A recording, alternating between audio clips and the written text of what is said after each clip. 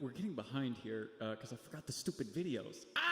Why did I forget the videos? Why didn't you guys tell me? So now we watched that video. Now we're behind. Okay, let me give you announcements. Then we're going to see if we have time for any songs or if we're just going to have to go straight to Bible study. First off, Caliber, happy birthday, bro. I know it's in June. We're not going to be here in June. Happy birthday now. Somebody, Josh, you tell Isaiah I said happy birthday in June. Got it? Cool. All right. Backyard Bible Club. Backyard Bible Club sign-up is on the table back there. It is happening in June 21st through the 24th. That is a Monday through a Thursday. We're going to have boot camp here at the church, so it'll be in town. It's only going to be from about 10 a.m. to about 2:30 or something. We'll feed y'all lunch while you're here and stuff, and we'll just practice the curriculum and go over the major highlights. Stuff Monday through Thursday. That Friday, I'm going to plan some sort of day trip for us. I don't know where we're going to go yet, but you guys are going to work hard that week, so anybody who's here for book, what? The mall. We'll go to the mall. I'm cool with that. But we'll go do something fun with our Friday off because I'm sure you guys are going to work hard and deserve that. This is what Backyard Bible Club is basically about for those of you who don't know. Josh, you want to run that video that you just paused, please? If you've been at Two Rivers for any amount of time, you've probably heard of the Great Adventure. But do you really have the big picture? What is the Great Adventure?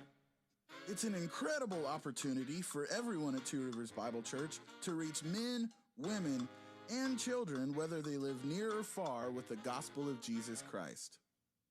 The Great Adventure uses lots of ways to get the message of the gospel to as many people as possible. One way is through backyard Bible clubs held in the summer all over the area. People at Two Rivers volunteer to host in their front yards, backyards, or a community area and invite kids in their neighborhood to come to a club. Clubs are led by teams of students from Two Rivers Bible Church who have been well trained at a week-long boot camp. Adults who aren't hosting a club can volunteer by driving students to their various clubs. At the clubs, students share Bible stories, funny skits, games, and most importantly, the gospel. Through Backyard Bible Clubs, hundreds of children in our area have come to faith in Jesus Christ. But Backyard Bible Clubs are just one part of the Great Adventure. The week ends with a blowout bash called Summerfest, a giant block party for the entire community with games, free food, and music.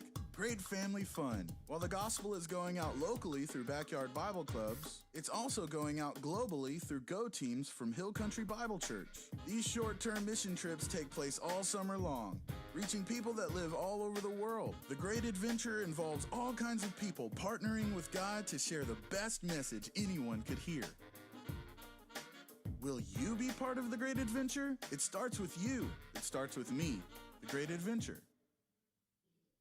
Okay, so that gives you a little bit of an idea of what it's going to be like for the Backyard Bible Club stuff. Brody, Jesse, turn around, step up here. Raise your hand if you've done Backyard Bible Clubs before.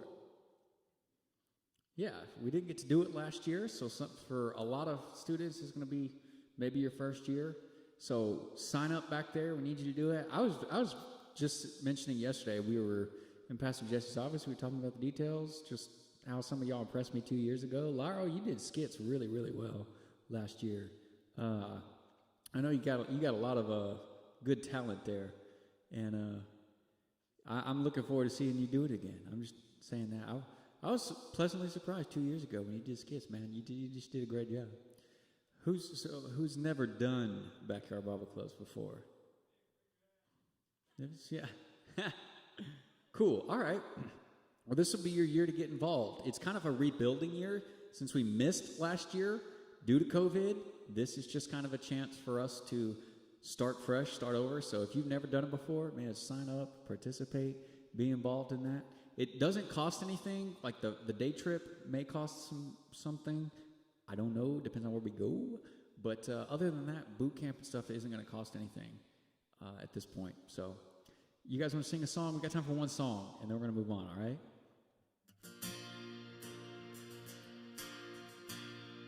Josh, let's go to the second song, Sweetly Broken, please. I'm sorry that I used up our time for the first song. Sing To the Cross I Love. To the cross I look, To the cross I cling, of its suffering I do dream, of its work I do sing. Only my Savior, both bruised and cried, show that God is love, and God is just. At the cross you beckon me, you draw me gently to my knees, and I am lost for words, so lost in love. I'm sweetly broken, holy surrender.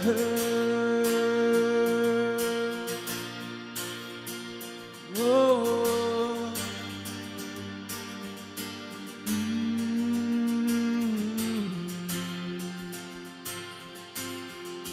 what a priceless gift, undeserved life. What a priceless gift, undeserved life. Have I been given through Christ crucified? You called me out of death. You called me out of death. Oh, you called me into life, and I was under your eye. And through the cross I'm reconciled. Ooh, at the cross you beckon me, draw me gently to my knees, and I am lost for words, so lost in love. I'm sweetly broken, holy surrender. At the cross you beckon me, you draw me gently to my knees, and I am lost for words, so lost in love. I'm sweetly broken, holy surrender. And on the cross I must confess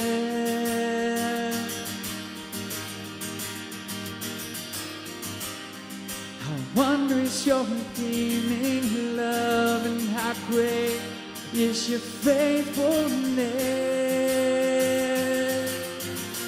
At the cross you beckon me, you draw me gently to my knees, and I am lost for words, so lost in love. I'm sweetly broken, holy surrender. At the cross you beckon me, you draw me gently to my knees, and I am lost for words, so lost in love. I am sweetly broken, holy surrender.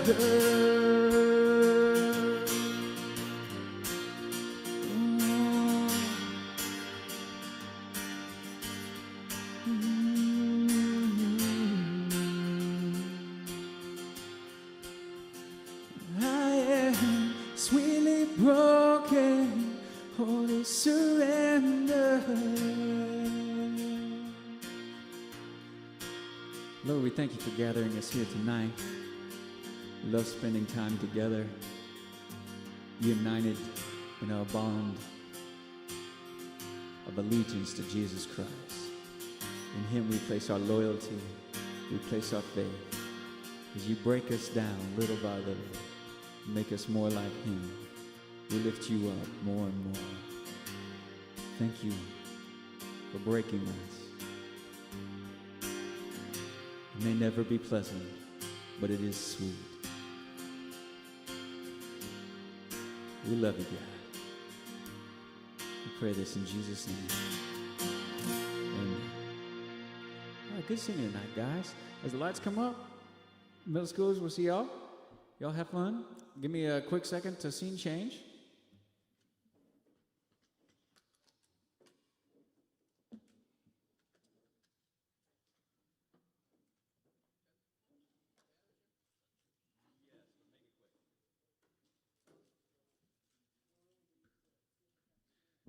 Okay.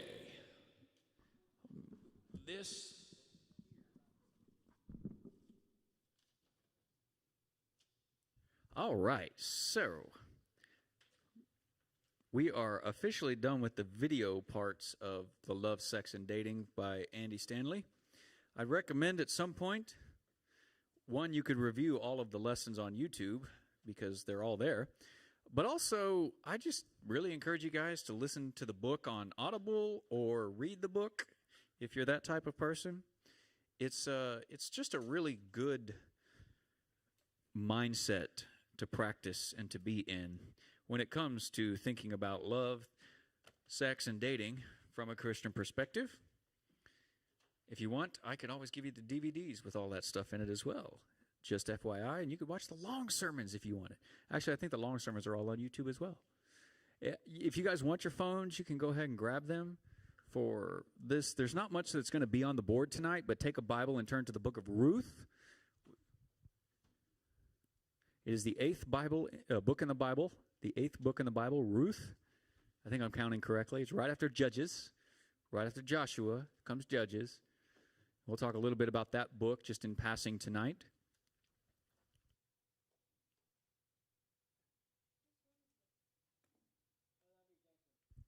All right. Now, while you're turning there, I'm gonna jump right in because we don't have a lot of time. Ruth may only be 4 chapters long, but I would like to basically read half the book tonight and half the book next week, essentially. Although I want to focus and zero in on Ruth tonight. I've titled this week and next week's messages "Character Beyond Commands." Part 1, the character of Ruth. And I say character beyond commands because to close off this semester, in this whole semester we've been talking about the love, sex, and dating, I want you to see in Ruth the godly character of a godly woman, and next week in Boaz, the character of a godly man. What makes a woman godly? What makes a man godly? There's plenty of overlap there, but there's also a lot of different stuff. So, I want to give you the background on the book of Ruth before we jump in and start reading chapter 1. All right. Ruth is not even the main character of the book. Her mother-in-law, Naomi, is probably the main character of the book, but we're not going to worry about Naomi's part of the story all that much. Naomi is an Israelite. We'll see that in the very first chapter. But Ruth, does anybody know what people group she's from? Okay, Ruth is a Moabite. She is from the people of Moab. And let me give you some background on Moab and Israel's relationship with Moab. Israel and Moab are enemies most of their history together. Okay? They're natural-born enemies, all right? Just like Laro and Mustard, they just don't get along, all right? The people of Moab were born of incest because Abraham, you remember Abraham from the book of Genesis, Abraham's nephew Lot was told to flee from Sodom when the angels came to destroy it and God rained down fire. His wife and his daughters were with him when they fled, but if you remember, his wife turned back and was judged along with Sodom, so it was just him and his daughters. Well, his oldest daughter came up with the plan, let's get our father drunk and have children by him, because they were driven basically away from society and they thought their family line was destined to die living in caves. And so they were desperate. She gets her father drunk and she conceives a boy child, and names him Moab. Then she tells her younger sister, go do the same. And she, the next night, gets her father drunk, sleeps with Lot, their father, and has a child named Ammon. From him came the Ammonites, and that's another one of Israel's bitter enemies in the Old Testament. So these two people groups, Moab and Ammon, or the Ammonites, just don't get along with Israel, but they're basically cousin nations. Moab is the one we're going to focus on in the story. They live in the land just east of Judah in Israel. So think if you're looking at thinking of a map, and I don't have one up there for you to show, it would be just about the middle of Israel, shoot across the Jordan to the east, and there's land of Moab before you start hitting desert. Israel followed Yahweh, but the Moabites worshipped a pagan god called Chemosh, which was known to involve some level of human sacrifice. To what level, I don't know. Oftentimes when Moab, or the gods of Moab, of which Chemosh is just the foremost, he's like the patron head god of their pantheon. Oftentimes in the Bible, when someone refers to Moab or their gods, they use the phrase, the detestable gods of the Moabites. Human sacrifice was part of that. To what degree, I don't know. But if you look in 2 Kings chapter 3, you'll find the king wanting to win a battle, so he basically sacrifices his youngest son by throwing him off the walls of the city. That's the type of people the Moabites were. King Solomon sinned and built, or at least he didn't. He may have commissioned them themselves. It may have been his wives who commissioned them, and he just failed to stop them. But there were pagan altars to Chemosh all throughout Solomon's reign in Israel because of his foreign wives. One of them, or at least one of them, was Moabite. Okay, so after the Exodus from Egypt, so this is before the time of the Judges, before the time of Ruth, which takes place in the time of Judges. After the Exodus from Egypt, the people of Israel, they refused to go into the land and conquer it when Yahweh commands them to the first time. They march away from Sinai. They pretty much go straight up into Canaan. They spy out the land. The people come back with the bad report, and they say, we can't do it. We can't fight. So all the nation rebels, and nobody wants to go in and fight to take Canaan. Therefore, God decreed that entire generation was going to die for refusing to go in and fight the way he said to. They would slowly die off for the next about 40 years, and then the next generation, their immediate kids, would rise up, form an army, and go in and conquer the land. During that 40 years of wandering in the wilderness, when they couldn't go back to Egypt and they can't go into Canaan, the Moabite king, Balak, tried to hire a false prophet named Balaam from another country up in Mesopotamia to come and curse the Israelites so that he would defeat them in military battle. God, however, you can read that in Numbers 22 through 24, just 3 quick short chapters about that. But what you find there is that God would not allow that false prophet Balaam to speak that curse. He was only able to utter blessings over Israel. So these two wicked men, they basically get together to hatch a different plan. In Numbers 25, they invite the leading men of Israel to this feast in honor of the pagan gods of Moab, Chemosh probably foremost among those.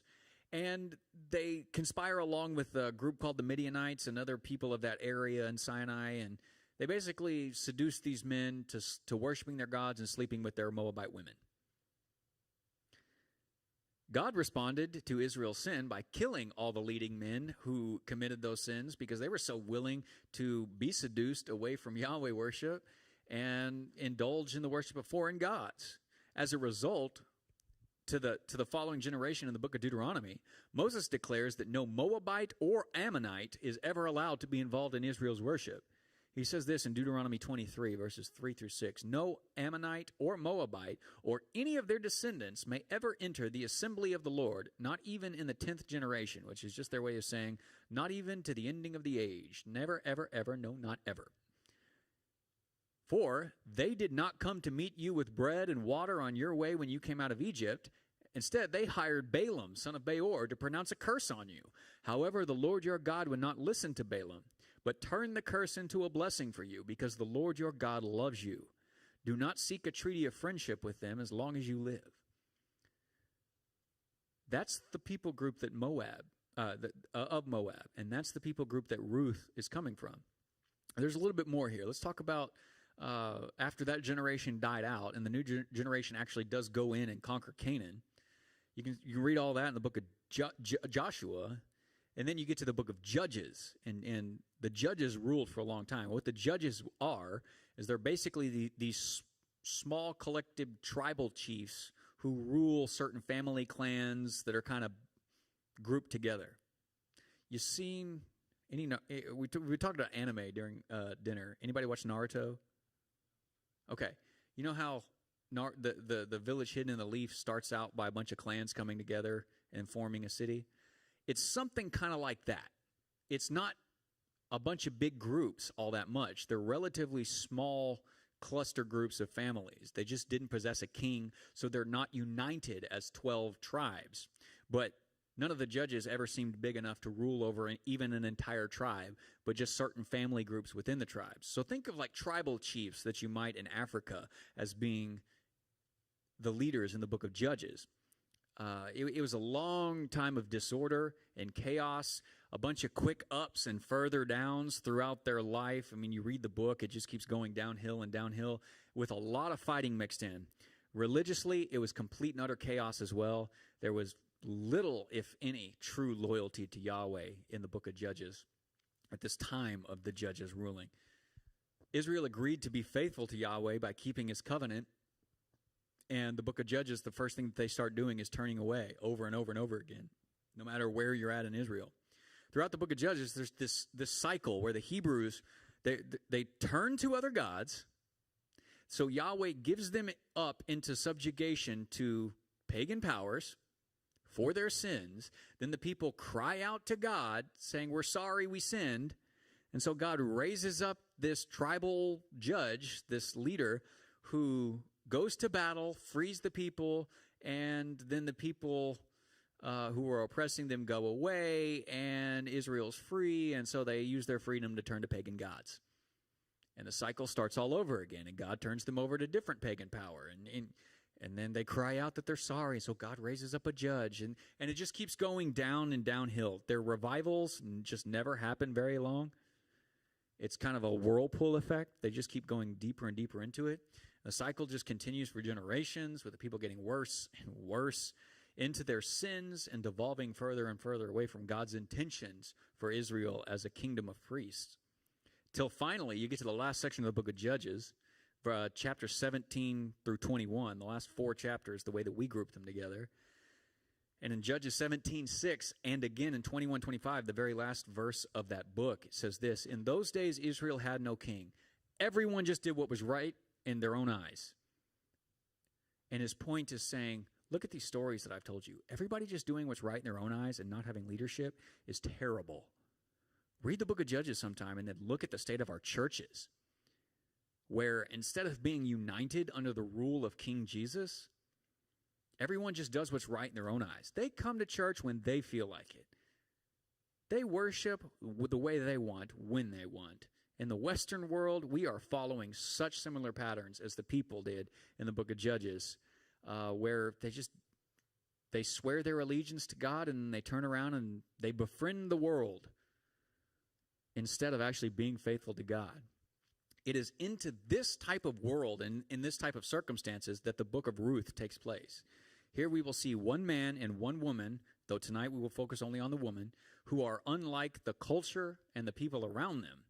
But they did what was right in God's eyes above and beyond what they needed to, what they required to do. And they did it at great personal cost to themselves. So tonight, let's start with the woman Ruth. I want to answer this question. Why is Ruth so highly honored in this book? What is it about her character that makes her rare and therefore valuable?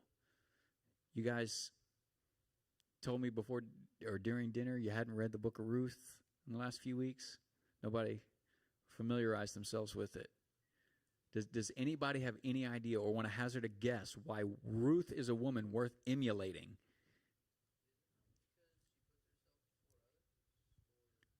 She puts herself before others? Right, okay. I figured that's what you meant. Because she puts others before herself. Okay. Can you say why? Do you know what she does in the story? Because you are right.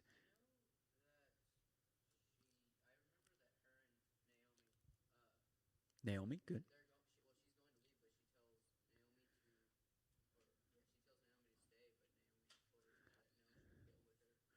Yeah, you're on the right track. That's chapter 1. So we'll definitely talk about that. Anybody else?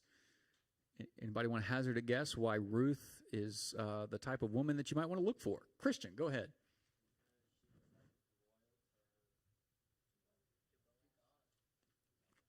Okay. You're both right over there. All right. So open to the book of Ruth. We're going to break this down, and I want to give you some general principles that popped out to me as I was going through these first 2 chapters. Here's what I want you to get out of this tonight. All right. Ruth is considered a godly woman because she willingly and sacrificially goes above and beyond all social, cultural, and religious requirements to show loving kindness.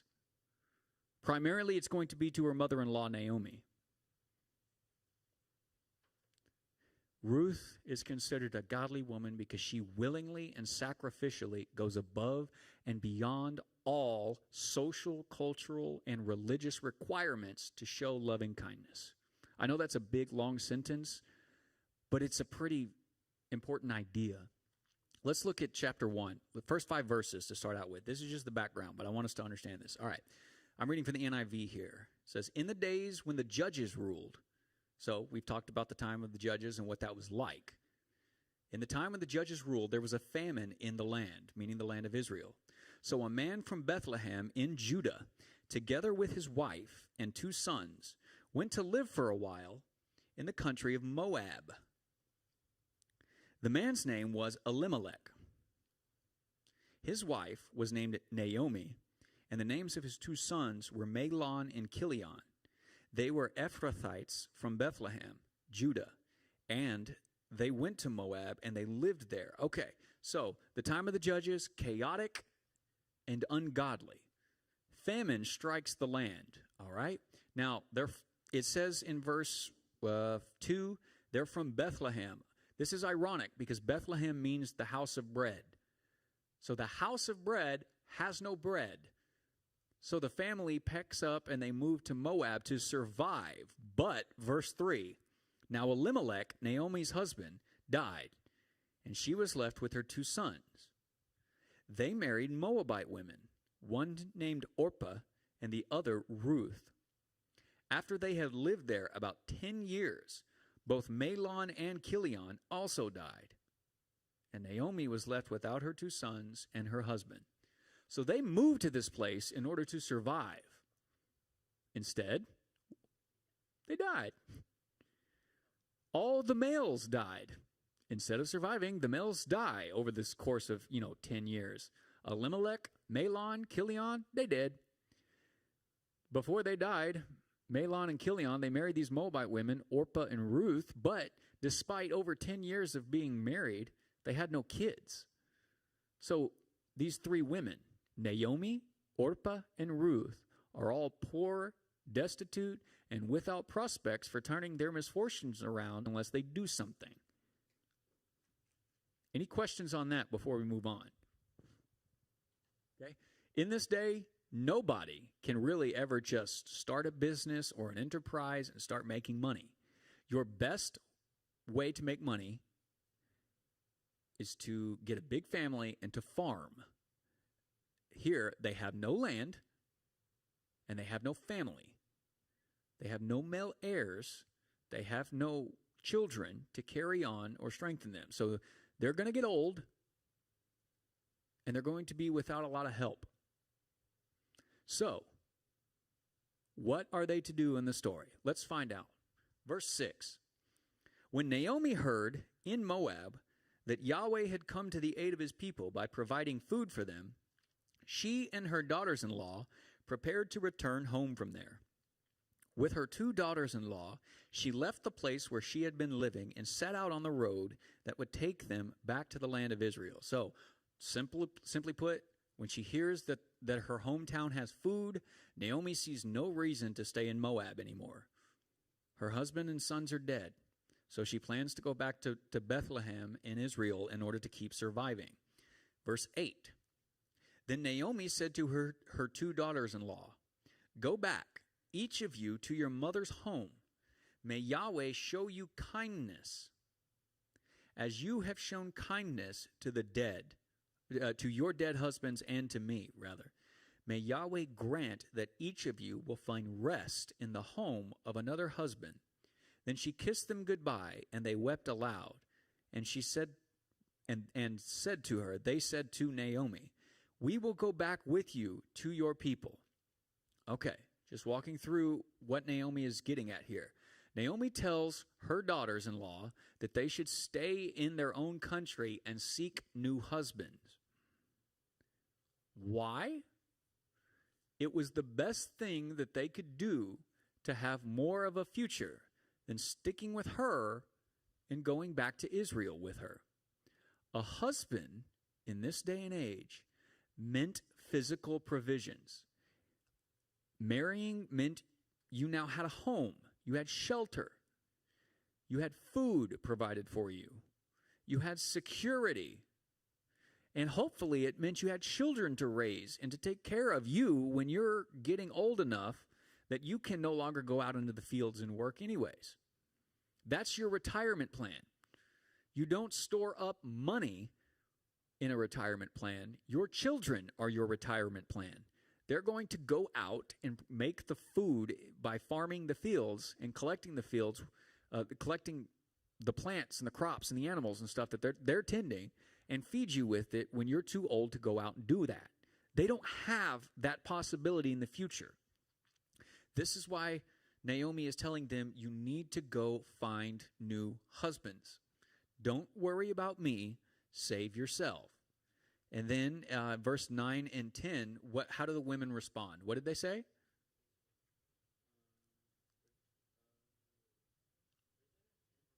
End of verse 9, beginning of verse 10.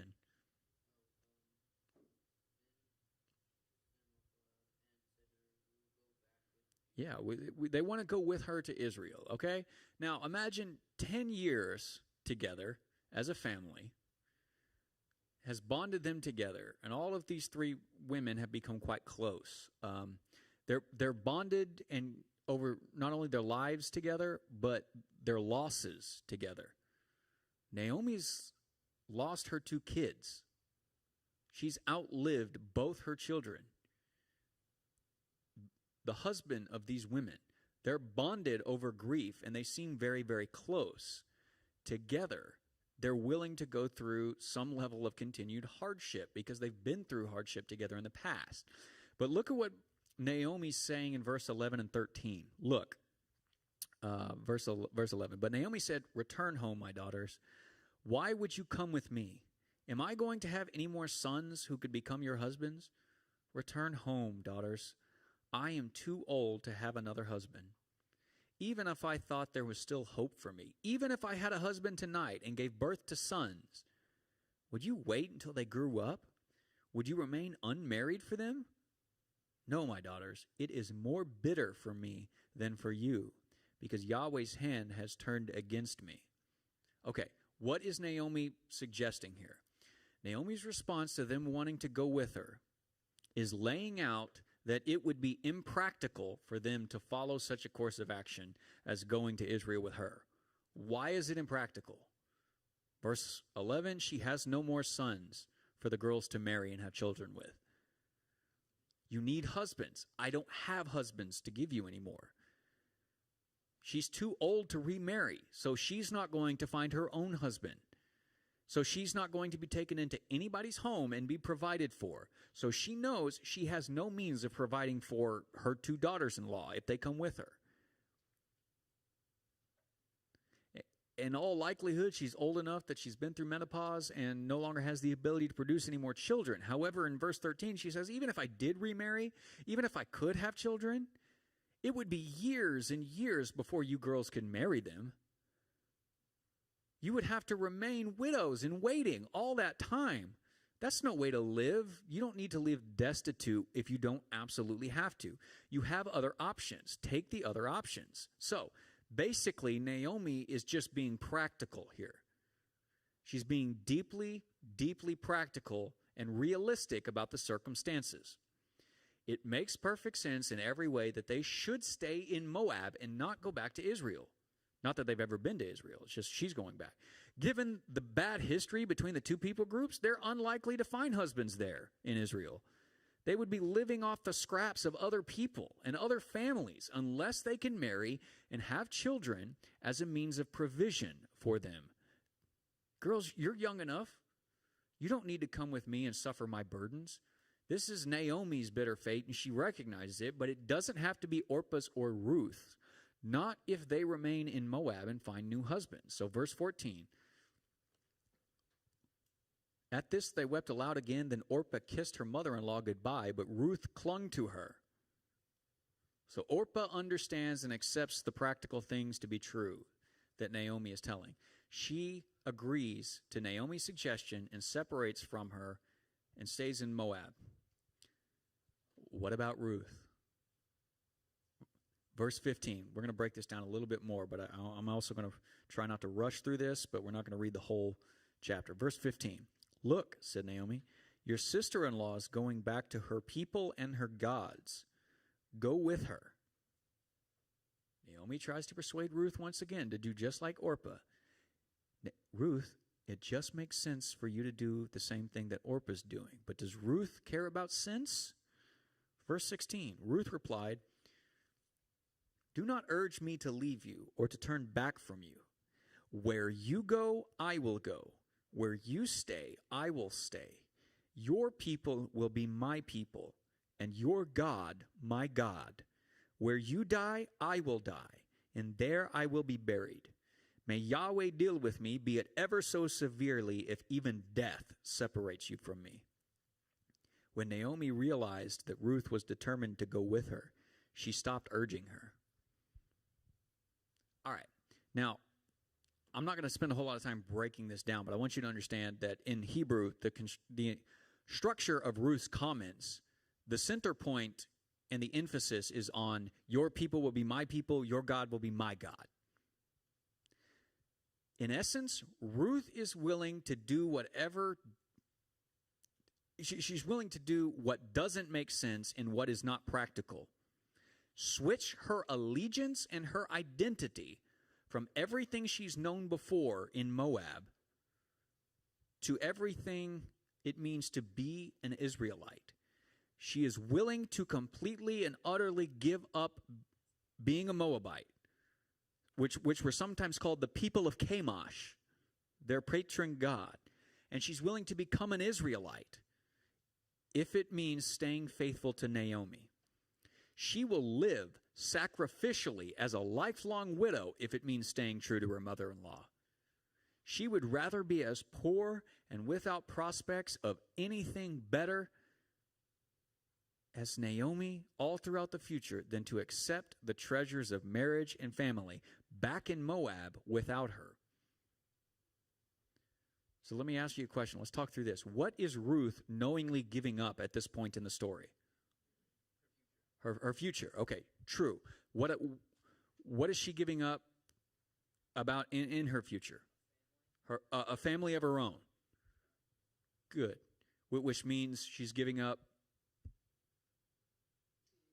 children. So if she's giving up children, what else is she giving up?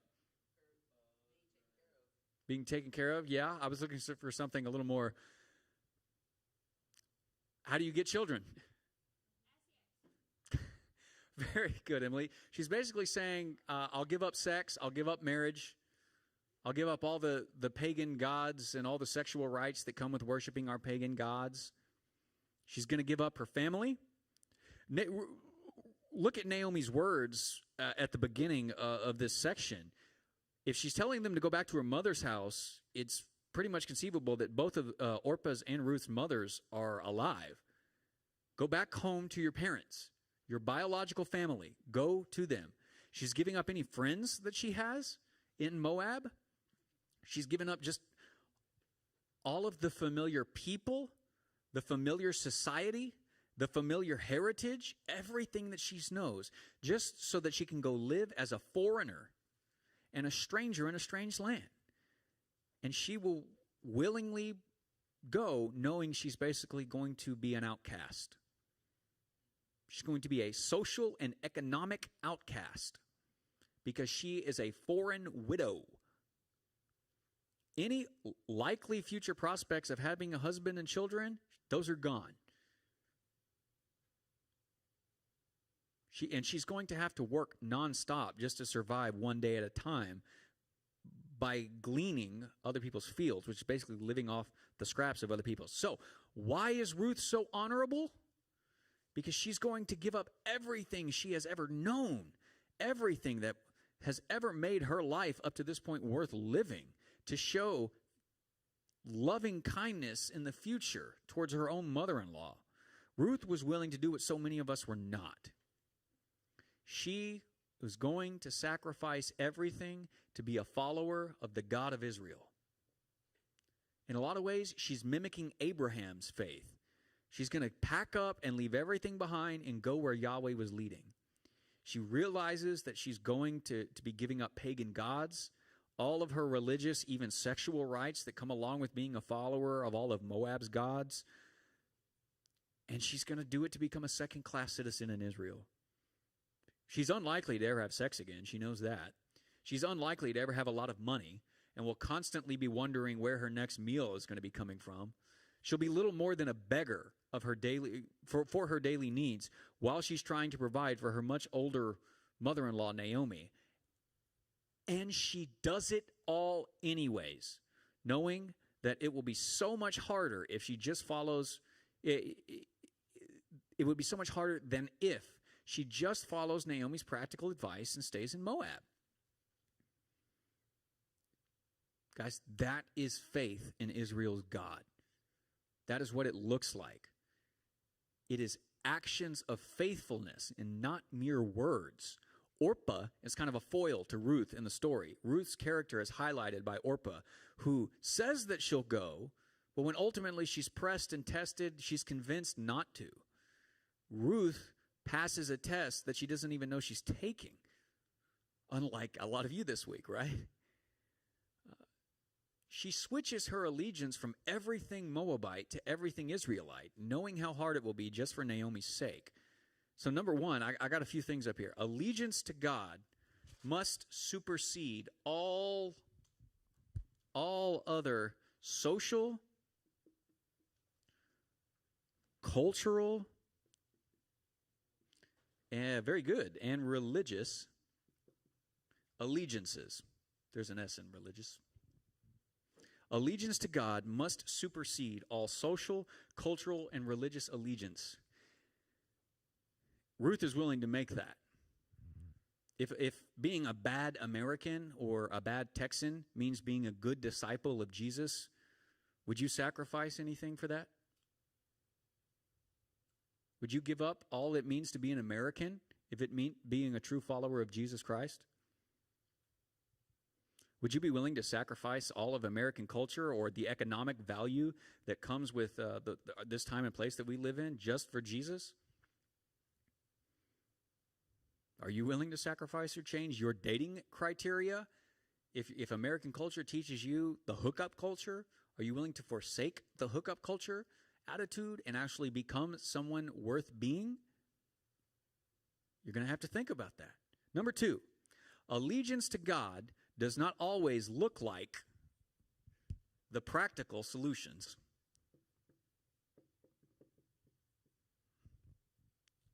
Again, in this whole story, Naomi has just laid out the reality of the situation so strongly that she convinces Orpah to just do what makes sense. In our time and culture, both in and out of churches, we tend to just lean heavily on the practices of what works to make decisions. That's just kind of American culture. Churches adopt that because churches that were born in America have America's failings. Naomi seems like a very practical person. She makes logical arguments that make sense of all the times, the places, and the circumstances that they're in. practical sense of those she's looking after. She's trying to do right by her daughters-in-law. She has genuine concern for them. But here's the thing. The practical solutions are simply, that she's offering here, is simply not an act of faith. It's simply not an act of faith that she's arguing for. And oftentimes I find in churches that with all the practical solutions that we like as Americans, nobody offers the solution that's based on faith. Regardless of how much Ruth consciously understood about Israel's God and the transfer of loyalty to him from Moabite gods, she is taking a huge leap of faith into the unknown. Even in the face of all the practical advice and solutions available to make life better, the person who truly has the character to committedly follow Yahweh must do so even in the face of great struggle and hardship in all areas of life. Social hardships, economic struggles and hardships, religious confusion and hardships. Ruth is throwing herself into this entire situation that she doesn't have to. But evidently, after over 10 years of living with Israelites, Ruth has come to understand things about what it means to obey Yahweh and to trust in him that Naomi is not even representing at this point in her life. Naomi should be the one who's saying, I want you to come to Israel with me. I want you to live under Yahweh's rule. I want you to experience his blessing. And she's like, you guys stay there. Your gods are fine. And Ruth is saying, no, my gods are not okay. I don't even want to be a Moabite anymore. I'll come and I'll be an Israelite. Even if she's going for Ruth, I mean, even if Ruth is going for Naomi, she's still taking a massive leap of faith here. If it comes down to a choice between taking a leap of faith versus what practically makes sense or the logical thing to do, choose the leap of faith. And I say that knowing it's really hard. I'm a very logical person. I don't know if I'm always that practical, but I'm at least always very logical. But I often find, and more so lately in my life, that choosing the logical decision and choosing the act of faith are not always the same thing. And oftentimes I have to let go of what I think is the logical thing to do in order to exercise faith in God. Allegiance and pistis. Remember that word that we talked about all last semester? Loyalty, allegiance towards Jesus doesn't always make sense in this world. When faced with a life decision, great or small, do you tend to look for answers that make the most sense? Because the answer that makes the most sense is not always going to be the one where God says, I want you to trust me. Get up, leave everything, and go. The way that he told Abraham and the way that Ruth is mimicking Abraham.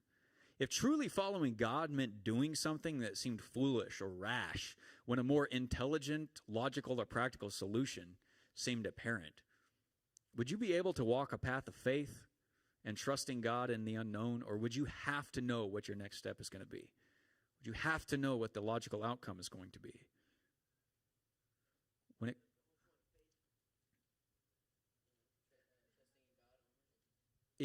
The whole point of faith in trusting God only is about obeying him. And a lot of practical solutions make a lot of sense, but in the end, God doesn't always say, take the path that makes sense.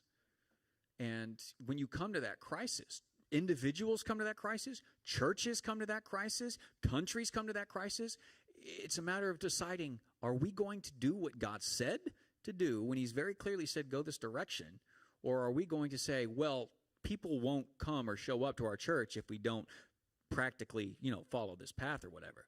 Oh, God won't bless your bank account, or you won't be successful in your job if you don't just, sleep with the boss. Well, sleeping with the boss isn't exactly God's intention for you. So maybe don't take that practical step to move your career up. It's that type of thing. Speaking exaggeratedly, but people do that. It happens, and they call themselves Christians. When it comes to dating or attracting somebody, what steps do you take? Are your practical steps there, but you have no character? You have no faithfulness towards God that could possibly be used to attract somebody? Are your steps designed to problem solve being single? I know a lot of people who's like, well, I'm single, I'm lonely, I guess I'll hop on an app and start messaging somebody until a relationship evolves or something. That's a big thing these days. That's a practical step towards solving the solution of your loneliness. But what steps do you take to actually be faithful to God? If being faithful to God meant sacrificing your comfort today, knowing it was going to be uncomfortable for a lot in your future, or at least you just didn't know how comfortable you were going to be in the future, would you be able to walk down such a path considering Him worth it? What if it meant an uncomfortable future? Like it does mean that for Ruth. Would you still be able to do it? Because look at the results of this. Skip the last end of chapter 1. Let's go to Ruth chapter 2. We're going to read this quickly because we're running out of time. Ruth chapter 2, verse 1. Now Naomi had a relative on her husband's side, a man of standing, a man of character. Okay, that's the idea there. From the clan of Elimelech, whose name was Boaz. And Ruth the Moabite said to Naomi, let me go to the fields and pick up the leftover grain behind anyone in whose eyes I find favor. Naomi said to her, go ahead, my daughter. So she went out into the field and began to glean behind the harvesters. As it turned out, she was working in a field belonging to Boaz, who was from the clan of Elimelech. So let me just pause here and give you some background. Widows and orphans, the way that their food was provided for them was that when, in the month of April and May, when they went out and they gleaned in the harvest, anything that the people harvesting dropped, they're not allowed to pick back up. Everything that they drop is supposed to be there for widows and orphans to follow along behind them and pick it up, and that's their food. Yahweh commands this in His law. Okay? I forgot to write down the exact spot, but I mean, He actually says it several places. Do not pick it back up. Once it's on the ground, it belongs to them. And you're not actually allowed to harvest the entire crop. You're supposed to actually leave the outsides of the field unharvested so that they can have all of that in case picking it up is not enough. Okay? So she's asking, hey, I'm going to go just walk behind everybody in the field all day long just so I can have enough food to come home and feed 2 people. She's going to go out and do the work of 2 people all day long. Let's see how that works out for her.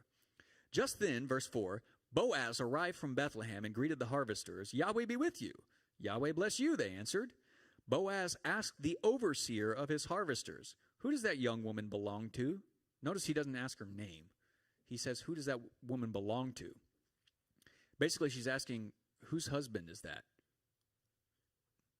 The overseer says, verse 6, she is the Moabite woman who came back from Moab with Naomi. He doesn't even say her name.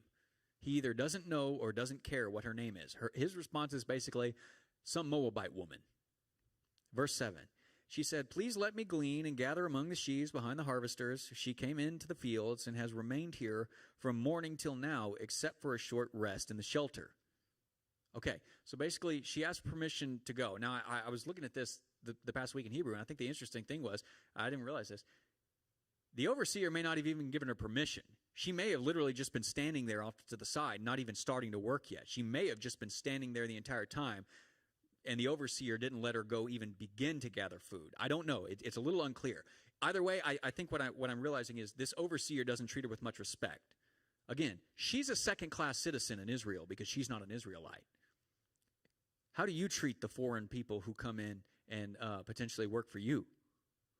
Because if you treat them like second-class citizens, you ain't treating them the way the Lord wants you to treat, and this guy's not doing it either. So Boaz responds. Whether he goes out to Ruth while she's working or whether he gets her to start working, I don't know, but verse 8, Boaz said to Ruth, my daughter, listen to me. My daughter. He's older. He treats her kindly. My daughter, listen to me. Don't go and glean in any other field, and don't go away from here. Stay here with the women who work for me. Watch the field where the men have harvested, and following along after the women. I have told the men not to lay a hand on you, and whenever you thirst, go get a drink from the waters of the jars the men have filled. At this, she bowed down with her face on the ground, and she asked him, why have I found such favor in your eyes that you notice me, a foreigner? I don't get it. What's your deal? I'm nobody. I can't repay your kindness. I can't in any way, shape, or form do anything for you. What's your deal? Boaz goes above and beyond the requirements because all he has to do is let her pick up any food that gets dropped. And instead of following the required letter of God's law, he makes sure that she's taken care of. Not merely today, but over the next several months that the harvest is going to be going on. Don't go to any other fields. My men are told not to touch you, that you are, in fact, allowed to glean in these fields, okay? So he's going well beyond what he's socially or economically required to do. We'll break that down a bit more next week, but look at verse 10. Ruth wonders exactly why Boaz would take such pains to protect and provide for her when she is no one in this social and cultural hierarchy. Why would a rich and powerful male Israelite concern himself with a poor widowed Moabite woman? Verse 11 and 12. We'll just end here this evening. We won't go on and read the end of the book, though I encourage you to do so tonight before you go to bed. Boaz replied, I've been told all about what you have done for your mother-in-law since the death of your husband, how you left your own father and mother and your homeland and came to live with a people you did not know before. May Yahweh repay you for what you have done. May you be richly rewarded by Yahweh, the God of Israel, under whose wings you have come to take refuge. Boaz's words tell us his understanding not only of God, but of Ruth in relation to Israel and Israel's God. Boaz knows Ruth's reputation before they ever met. Ruth's character and her actions are so strong, shocking, and faithful to God that Boaz, who by the way, did you notice she didn't even use her name? He may not even know her name at this particular point, but he knows her reputation. He knows her character. Even before they've met, he considers her actions towards Naomi in particular, but even more, just the entire clan of Elimelech, which Boaz belongs to be taking refuge under the wings of Yahweh, the God of Israel, in verse 12. These words are mixed with the treatment of Ruth throughout the book.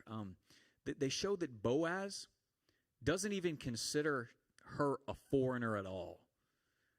As far as he's concerned, she's as much an Israelite as he is. So the right thing for him to do is to make sure that she's got food on the table, not only for her, but for Naomi as well. He sees no distinction between Ruth's past or her bloodline and everybody else in the present circumstances. They're in Israel. They're all going to share it together. No distinction. Why not? Because Ruth exercised faith enough to leave behind her old life to follow the life of Yahweh. Yahweh accepts her as her own, and Boaz knows it. So Boaz is, in the story, the mouthpiece that puts words to God's acceptance of Ruth, a Moabite woman, even though the Moabites were not supposed to be allowed in there. Remember Deuteronomy 23 that we read? Not even to the 10th generation. But he says, you're not really a Moabite anymore. You're one of us. I don't even think of you as a Moabite. You've come to take refuge under his wings. You have all the rights and privileges of any other Israelite. This is Ruth's faith in Yahweh expressed in action, and there's no way that Boaz was going to overlook or fail to reward her for that faith. In fact, in this particular moment, not thinking about marriage, not in any way, shape, or form, are either one of them thinking about marrying the other. Spoilers, they get married. I think it's right to suggest that Boaz understands himself to be the agent of God's blessing to Ruth and Naomi. He possesses more than enough for his own family, all of his workforce, to have food. And he was going to do something about the situation that this widow and her widowed mother-in-law didn't have any food. Thus, in verses 14 through 18, he provides so much food for Ruth. First off, he feeds her over lunch that day. Then he tells his workers, go cut some stuff off, throw it on the ground, and just let her take it. And she ends up taking so much home, about 30 pounds worth of grain in a single day, that she's got enough food to feed her and Naomi, two people, for about a week and a half. And Naomi's just shocked by this. She's like, what happened? Because you went out gleaning in one field and you've got enough food. That I was expecting maybe enough food to feed us tonight. and then you'd have to go out and work all over again tomorrow, and then we could eat tomorrow night. If we had one meal a day for both of us, we'd be fine. And you come home with enough food to feed us for a week and a half. That's how Boaz views his responsibility to Naomi and to Ruth, and he doesn't view Ruth as a second-class citizen in the process. In fact, in verse 23, we find that he basically provided for them for the next few months, because he's told Ruth, I want you to stay here, not only today, not only this week, but through the entire harvest. You stay here. All of this provision for the woman was based on the choices of Ruth to forsake other gods and swear allegiance to Yahweh alone. While tonight is not the place and time to talk about Boaz's character, we find that God always takes care of people who place their active trust in him above all other options. So number 3, down here at the bottom, this last one. God always provides for the needs of even the lowest person, devoted to acting in loving kindness. Sorry, I'm running out of space here.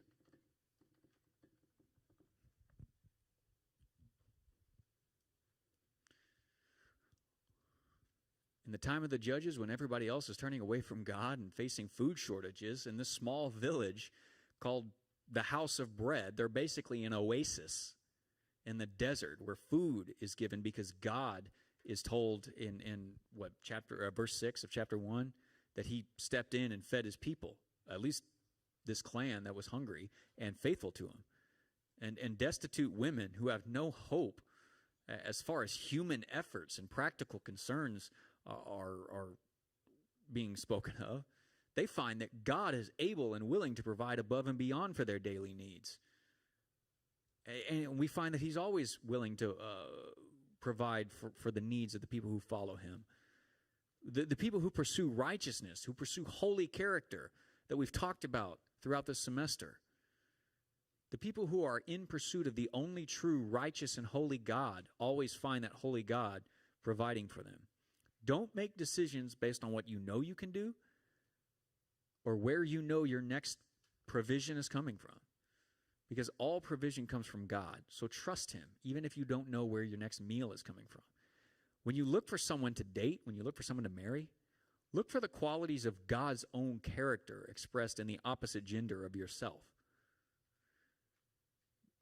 And let me ask you this. Do you think you have the right to look for godly qualities in somebody else if you don't possess those qualities yourself? Are you going to become the person God is looking for? We talked a lot about becoming the person you're looking for is looking for. But are you the type of person God is looking for? Because even Ruth was that type of person. Or are you just not looking for God at all today? So when we are faced with crisis and decisions, to continue holding on to what is familiar and what is expected of us, we find that Ruth stepped out into a world that was unfamiliar to her at great personal cost to herself and great unknowns. God, attracted to her faith, accepted her, saw her needs, and provided for her more than she needed, and will provide her far more before the story is over. And she is a wonderful, wonderful example to any person seeking to please God by acting in faith and not logic and not practical solutions to our own crisis. She is a wonderful example of the type of woman to become for you ladies, as well as the type of women that single men ought to be looking for. And she's not the only character in the book and with such worthwhile faith and character. So next week we'll talk about the male character in the story, Boaz.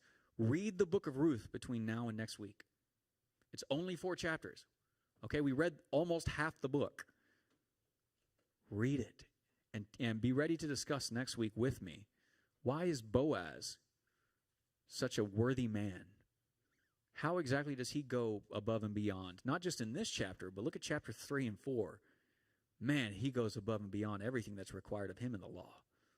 Let's pray. Lord God, we love you.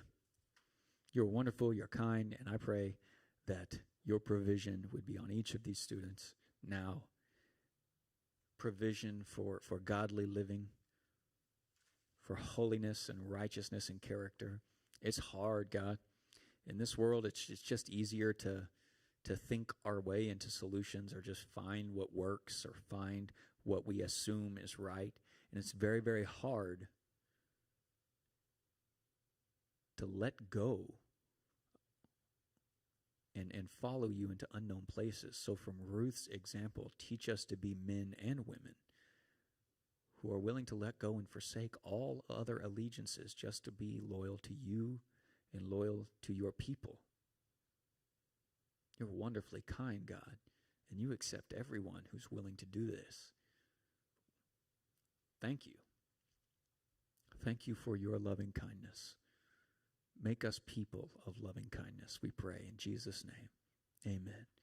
Those of you who joined us online tonight, thank y'all very much. We'll see y'all next week for our final youth of this year. Backyard Bible Club sign-ups. Hit it on the way out.